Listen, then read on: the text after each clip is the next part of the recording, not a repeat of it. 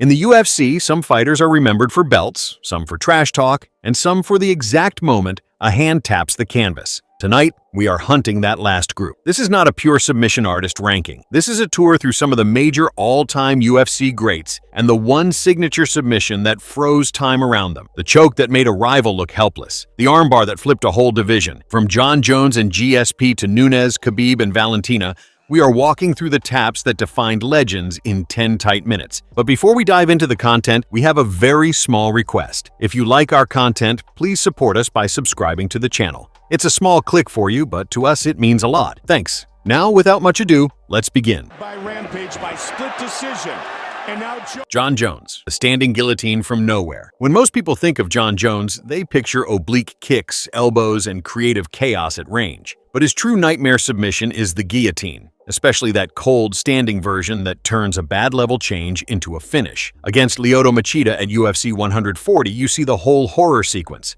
Machida has early success, then Jones clamps the neck in a front headlock, walks him to the fence, lifts, adjusts his grip, and squeezes. Machida goes limp on his feet, then crumples to the floor. Years later, at heavyweight against Ciryl Gane, different division, same cruelty. Gane steps in to strike. Jones ducks under, drags him to the mat, and locks a tight guillotine from top position for the round 1 tap. What makes Jones dangerous is not just the choke itself, it is when he chooses to spring it. You are already worried about elbows and knees. Then your neck is caught, and there is no space to breathe. If Jones turned panic shots into guillotines, Georges St-Pierre turned panic shots into something else entirely. He's on the back. Give up the back. Georges St-Pierre, back take to rear naked choke. Georges St-Pierre was not a submission hunter in the Demian Maia sense. His greatness was systems. Jab, level change, top control, safe dominance. That is why his most iconic submission is so poetic. He used his whole system to win a second belt. At UFC 217 against Michael Bisping, GSP comes back from a long layoff, outboxes the champion, then drops him hard. When Bisping turtles and tries to stand, GSP does what every coach preaches in the gym. He hooks the legs, climbs the back, and slides the arm under the chin. There is no wild scramble. Just a slow, inevitable squeeze until Bisping taps and Madison Square Garden explodes. GSP also has a historic armbar win over Matt Hughes in their trilogy, so hardcore fans know he can finish in multiple ways. But the Bisping choke is the signature. It is the moment his technical mastery, his wrestling, his timing, all cash out on a single rear naked choke. Setting with watch out, triangle! It's a trouble! Anderson Silva, triangle choke out of nowhere. Anderson Silva's striking highlights are burned into MMA history, but his signature submission is pure movie drama. At UFC 117 against Chael Sonnen, Silva was losing almost every minute. Sonnen keeps taking him down, stacking him, grounding and pounding. The clock is ticking toward an upset. Then Silva finally gets the window he has been waiting for. Off his back, he climbs his guard high, catches Sonnen's trapped arm, shoots one leg over the back of the neck, and locks the triangle. He pulls the head, adjusts the angle, and forces the tap in the final round. One mistake. 4 rounds of dominance erased. That is the aura of Silva's triangle. It was not just a technique. It was a reminder that his composure and creativity were lethal even when he looked beaten. Other champions survived from guard. Silva attacked from guard and turned disaster into a title defense. If Silva turned a standard triangle into a legendary comeback, Demetrius Johnson turned an armbar into something that barely looks real on replay. Would just lay there. Oh, whoa! Demetrius Johnson, suplex to flying armbar. Demetrius Mighty Mouse Johnson is what happens when fight IQ, speed, and technique all peak at once. His signature submission is not just clean, it looks like it belongs in a video game. At UFC 216 against Ray Borg, Johnson is already dominating. He is chaining takedowns, riding transitions, staying 3 moves ahead. Then he hits something brand new in a title fight. With Borg on his back, Johnson lifts him into a high suplex. In midair, he releases, turns his body, traps Borg's arm, and lands already in a fully locked armbar. Borg hits the mat and is instantly in checkmate. There is no messy adjustment, no slow setup, just a perfect suplex to armbar sequence that ends the fight and adds another defense to Johnson's record run at flyweight. It is the definition of a signature. Nobody else did it before on that stage. Everyone remembers it when they talk about his greatness. Where Johnson used speed and timing to shock the division, Amanda Nunes used power to create submission opportunities that felt like mercy after a beating. Got the choke. She's got the choke. It is all over! Amanda Nunes, rear naked choke after the storm. Amanda Nunes built her legacy with her fists, but her most important submission is soaked in blood and pressure. At UFC 200 against Miesha Tate, Nunes walks into a historic card and fights like someone who knows this is her moment. She batters Tate on the feet, splits her nose, and forces panic grappling. When Tate shoots or turns away to survive, Nunes does not let her off the hook. She rides the scramble, takes the back, and sinks in the rear naked choke. Tate tries to peel the arm, but the squeeze is brutal. The tap gives Nunes her first UFC title and sets up a championship run that would run through Ronda Rousey, Chris Cyborg, and a long line of challengers. The choke itself is technically clean, but the context is what makes it her signature.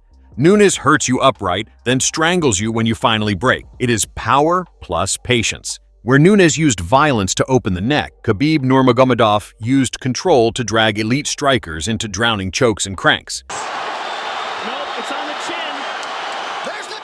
Khabib Nurmagomedov, back control, choker crank. Khabib Nurmagomedov's brand of grappling felt less like a technique and more like a natural disaster. Opponents did not just get taken down. They got trapped against the fence, flattened, wrist-ridden, and suffocated. His signature submission is not one specific grip. It is the whole back control chain that ends with your neck and your will getting crushed. Against Conor McGregor at UFC 229, Khabib batters him, takes the back, laces Conor's legs, and locks a brutal neck crank that forces a tap. More jaw-crushing pressure than a clean under-the-chin rear-naked choke. Against Dustin Poirier at UFC 242, he survives a tight guillotine, then methodically moves to a rear-naked choke and finishes. In his final fight against Justin Gaethje, he shows yet another look, locking a triangle choke from mount and rolling to his back with it, putting Gaethje to sleep and closing an undefeated career. Same pattern every time. Pressure, patience, control, then a choke that feels like the last step of an inevitable process. If Khabib turned back, it would have been a death sentence. Jose Aldo used a different submission weapon, mostly as a warning shot rather than a final blow. But Mendes reconnects him and he's free. Oh! That's it! Jose Aldo, the guillotine threat, you cannot ignore. Jose Aldo is one of the greatest fighters ever, with almost no submission finishes in the UFC. That alone makes him unique on any list like this. He almost never finishes with submissions. He has just a couple of early career submission wins on the regional scene, like an arm triangle in Shudo, Brazil, long before the WEC and UFC lights. His signature submission is not a famous tap. It is the guillotine threat that sits under his entire takedown defense game. Wrestlers know it. Every time they drop on his hips, Aldo is ready to sprawl, frame on the shoulders, and wrap the neck.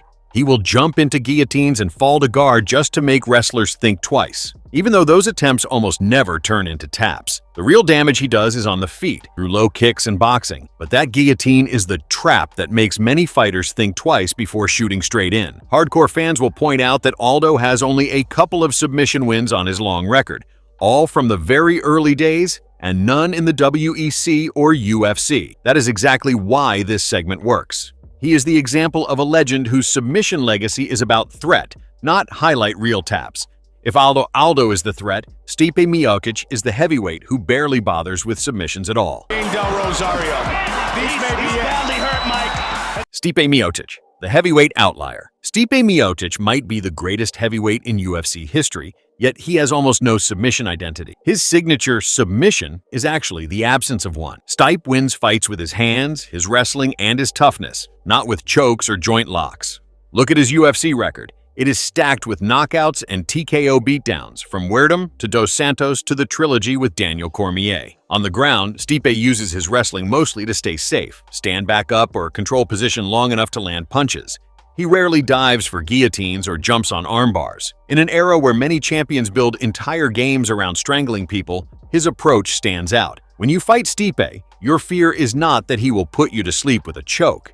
Your fear is that he will drag you through 5 rounds and leave your face and gas tank wrecked. That contrast sets up our next fighter perfectly, because Daniel Cormier showed what happens when a heavyweight and light heavyweight king leans all the way into rear naked chokes. And there's the tap. Daniel Cormier, rear naked choke, the wrestler's checkmate. Daniel Cormier wrestled at the absolute highest level before MMA, so it is no surprise that his signature submission weapon is the rear naked choke. What makes it memorable is how often he used it with gold on the line. At UFC 187 against Anthony "Rumble" Johnson, Cormier gets dropped early, survives, then leans on what he does best. He grinds Rumble against the fence, drags him to the mat, climbs to the back, and sinks in the choke to win the vacant light heavyweight belt. In the rematch, the pattern repeats. More pressure, more fence wrestling, another back take, another tap by rear naked choke. At heavyweight, he submits Derek Lewis with the same move to defend his title. The message was clear. If Cormier gets behind you, the fight is basically over. His RNC is the final layer of a game built on clinch work, trips, and mat returns. Once he's locked around your torso, you are not going anywhere. Where DC used wrestling to wrap the neck, Valentina Shevchenko used judo and timing to tear arms away from opponents. Valentina Shevchenko, the armbar switch. Valentina Shevchenko is known for sniper striking and counter time, but her signature submission is a reminder that her grappling is just as sharp. At UFC on Fox in Denver against Juliana Pena, Shevchenko is dealing with a relentless grappler who wants to make it ugly. Pena pressures, clinches, and forces Valentina to work off the cage and the mat. That is where the switch happens. From the bottom, Shevchenko uses her hips and timing to isolate Pena's arm. In one smooth motion, she spins, throws her leg over the head, clamps the wrist, and extends for a tight armbar. Pena has no escape and taps. The finish shocked people who thought Valentina was simply a striker with solid takedown defense. In her flyweight run, she also picked up rear naked choke finishes like the one over Priscilla Cachoeira, proving the ground was never a safe zone. The armbar on Pena, though, is the purest snapshot of her submission threat. Calm under pressure, then a sudden technical trap that ends a contender's night in a second. Nope, it's on the chin. Marvelous verdict. So, what did we really see on the mat tonight? The all-time greats do not just have a submission. They have a moment. Jones turning a bad shot into a guillotine. GSP calmly strangling Bisping for a second crown. Silva and Mighty Mouse turning chaos into art. Even Aldo and Stipe tell a story by almost never chasing taps. This was a small tour, not the final word. We know the pure submission monsters are out there. Charles Oliveira, Demian Maia, Fabricio Werdum, Ronda Rousey, Nate Diaz, BJ Penn. And now it's your turn. If you want a part 2 just for them, tell us in the comments.